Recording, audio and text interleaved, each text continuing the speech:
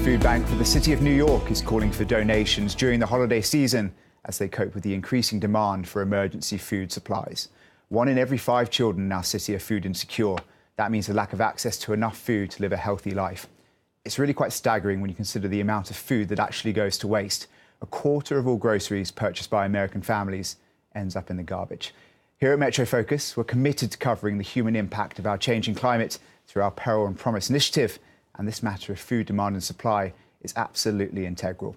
Almost all of that waste I just mentioned ends up at landfill sites, emitting large quantities of methane, a gas far more potent than carbon dioxide.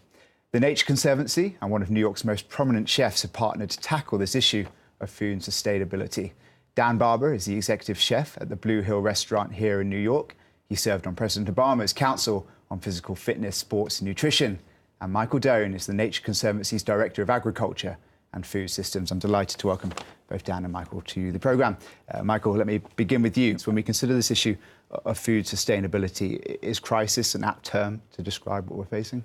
It's a real issue. We're going through the largest historic increase in food demand we've ever known. Since the dawn of agriculture 10,000 years ago, we're living through it right now. We'll need to produce more food between now and 2050 than we've produced in that period of time. And to think that a third of it or a quarter of it in any given civilization isn't getting to the table or is being wasted, that's unacceptable.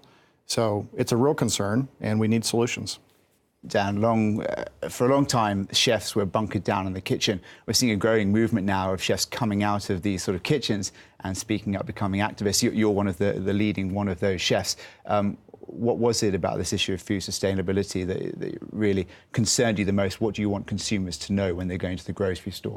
Well, I had a little self-interest here, I have to say, because these chefs are usually, these high-end chefs, white tablecloth chefs, are often pointed to as the blame for preciousness and waste. And I felt that what needed to be communicated was actually chefs and restaurants, or chefs in particular, in our DNA is to not waste food. Is what we're taught from the first moment of cooking, is how do we utilize something that is uncoveted or potentially undelicious at first glance and transform it into something that sings. Tonight on my menu is a braised lamb ravioli. That lamb is leftover shanks of lamb that were braised last night. They're offcuts of it that we didn't use. And we're gonna call it a fall braised lamb ravioli, but I could just as much call that wasted lamb ravioli. It wouldn't sell. But that's what it is. And that's what we do. We negotiate that constantly throughout the day and in our menu. We just don't wear it on our sleeve. So I wanted to wear it on our sleeve and talk about it. Michael, Dan mentioned there, interesting, that a lot of the blame often lies upon the shoulders of restaurants and grocery stores. Now, your restaurant's found a way to make use of every single thing that comes from the farm. But when we consider the issue of waste, would it be fair to say it's naive just to put the blame on grocery stores and restaurants? Interesting when you consider the fact that actually a lot of the waste happens at a farm level. A lot of the food that's produced on the farms doesn't even end up getting to the stores and the restaurants in the first place. Yeah, there is loss within the system, as we call it. So if you think about the distance from the farm to the table, our food system is getting longer and longer all the time. And that's because of trends that are just fundamentally baked into globalization. Food is the greatest forcing pressure on the planet today, the production and demand for food.